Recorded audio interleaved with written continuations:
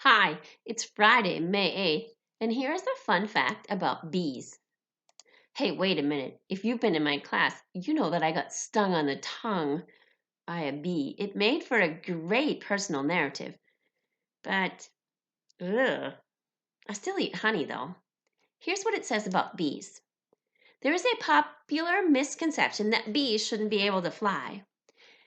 In reality, this is not true because they can and they do fly all the time.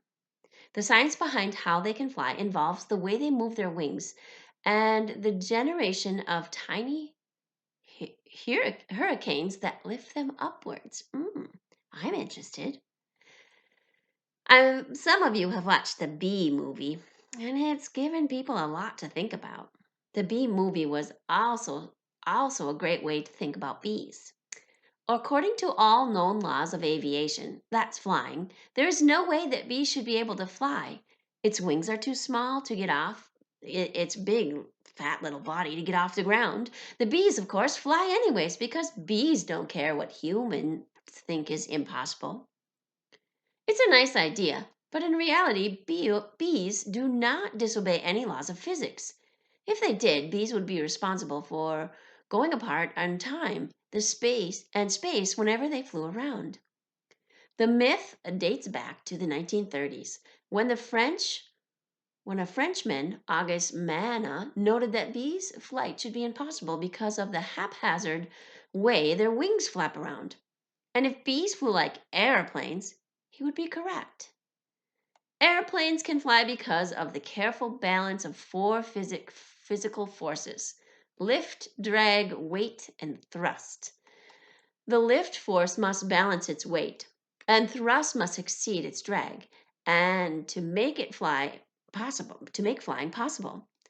Planes use wings for lift and engine for thrust. Drag is reduced thanks to the streamlined shape of an airplane and the lightweight material. So, what about that fat bee?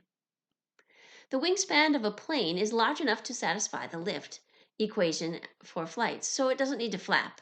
But the small wings of a bee, compared to its relatively fat body, are not.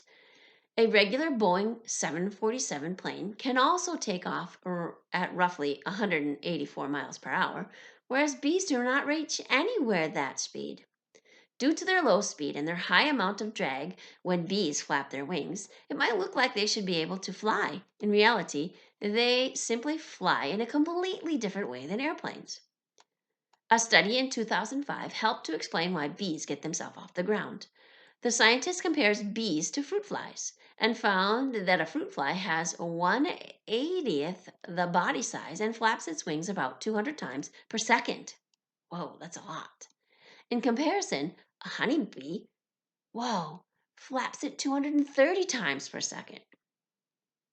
This is surprising because smaller insects generally have to flap their wings faster to compensate for their decreased aerodynamic performance. To further complicate things, bees are often carrying pollen and nectar, which sometimes weighs as much as their entire body. Whoa, can you imagine carrying the amount of weight of your body around? In this study, the researchers put bees in a small chamber filled with oxygen and helium, which is less dense than regular air. Bees had to work harder to stay in the air, which allowed the team to observe how they compensate. They saw that bees stretched out their wing stroke amplitude but didn't adjust their frequency. Oh, so they don't adjust how fast they go, they just how far they move their wings. They work like little race cars, said one of the authors of Race cars can reach high revolutions per minute, enabling their drivers to go faster in higher gears. But like honeybees, they are inefficient.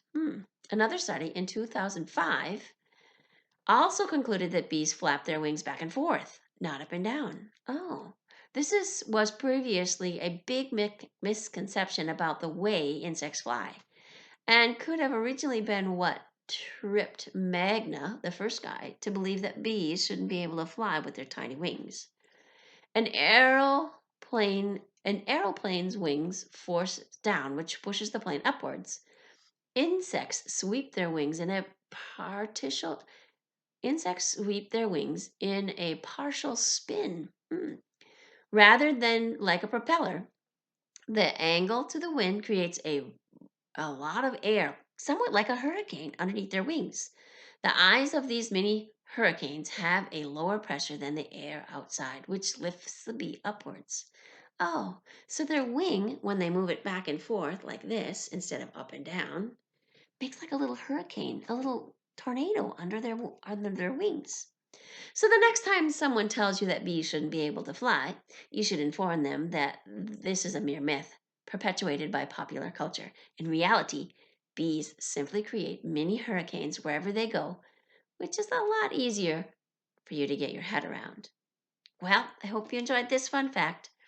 I'll see you on Monday. Take care. Bye.